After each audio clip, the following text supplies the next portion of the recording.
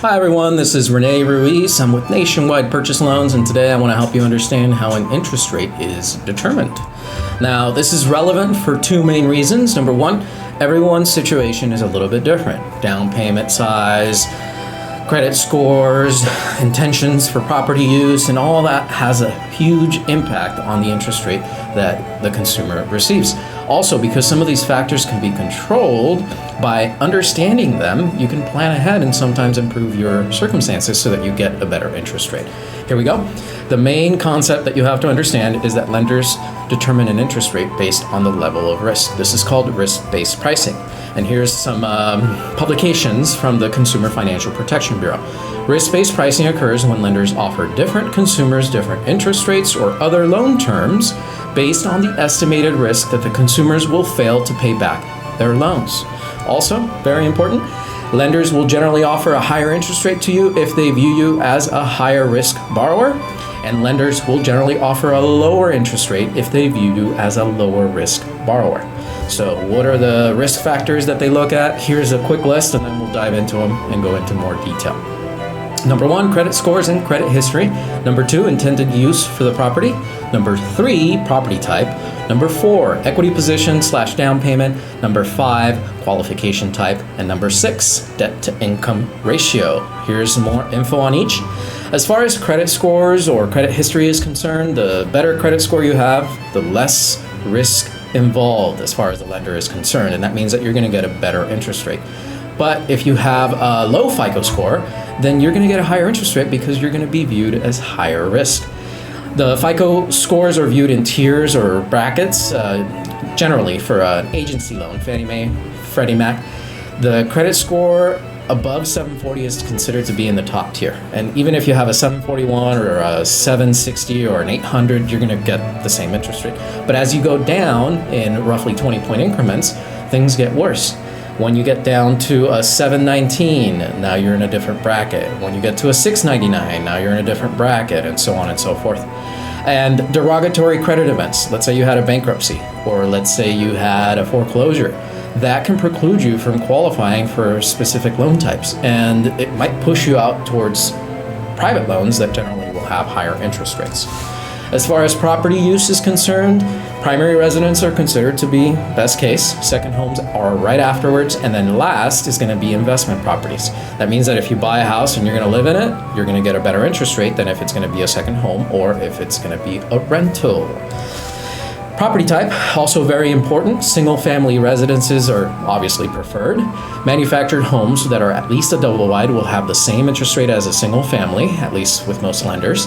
But condos tend to have higher interest rates, especially if you have a low down payment. And this has to do with the fact that when a lender agrees to loan on a condo, they're not going in business just with the buyer. They're basically going to be affected by any mistakes or bad decisions the HOA makes. And for that reason, it's viewed as a higher risk investment. And last, multi-unit properties tend to have the highest markup. Or worse, if you have an investment property that's going to be a multi-unit, that's the combo that'll basically bring the interest rate as high as possible on an agency loan. Equity position and down payment, also very important. In our industry, we use the term LTV, stands for loan to value, and it's a ratio. It tells us how much you're putting down or how much equity you're going to have once the transaction closes.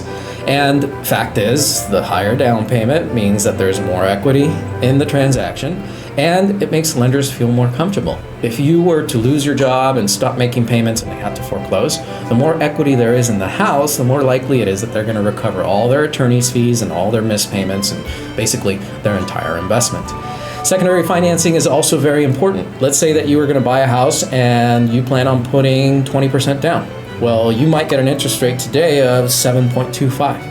But if you are planning on doing 10% down and using one loan for 80%, and then you're getting a home equity line of credit or a second mortgage for the other 10%, that means that your collective loan to value is 90%. The loan to value is still 80, but you have secondary financing. And by the way, the interest rate on that first is going to be higher. Instead of maybe 7.25, it could be 7.3 or 7.5. Qualification type, of course, is going to be important. If you're going to apply and you're going full doc, you're going to show us your tax returns and your pay stubs and everything that's needed for us to correctly verify income, then you're going to get the best interest rate you can. But if you need a special program, for example, limited doc programs, the interest rate's going to be a little bit higher.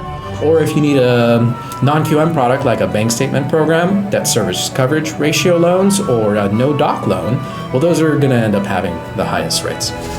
As far as debt to income ratio is concerned, this is our last one. It also affects your pricing. Now, it dictates what products are available to you. FHA loans on the back end can go to 56% DTI.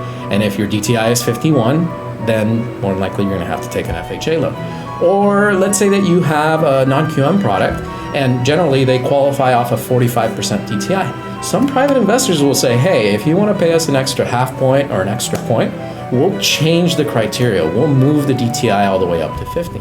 And by paying that point, you're basically getting a higher rate or worse pricing, which means that the fact that you needed to go to that higher debt to income ratio made your loan riskier, and the bank wants to get paid for it. Important things to remember: risk factors stack. They layer on top of each other. You could have bad credit and a low down payment and be buying an investment property that is a multi-unit, and that is a very bad combo. They could also stack in a positive way. You could have a very large down payment, you could have excellent credit, and you could be buying a primary residence, and that means that you're going to end up in a very good position. Different lenders do have different rates for the same products, and application volume matters too. Back during COVID, the rates were at the lowest level ever, and anyone that had a 4 or 5% had huge savings that they could pick up. And for that reason, when the banks got too busy, when there was too many applications coming in, they would basically move their rates up an eighth or a quarter because they figured we can't handle more volume, and if anyone else is going to apply, we might as well make some extra money off of them.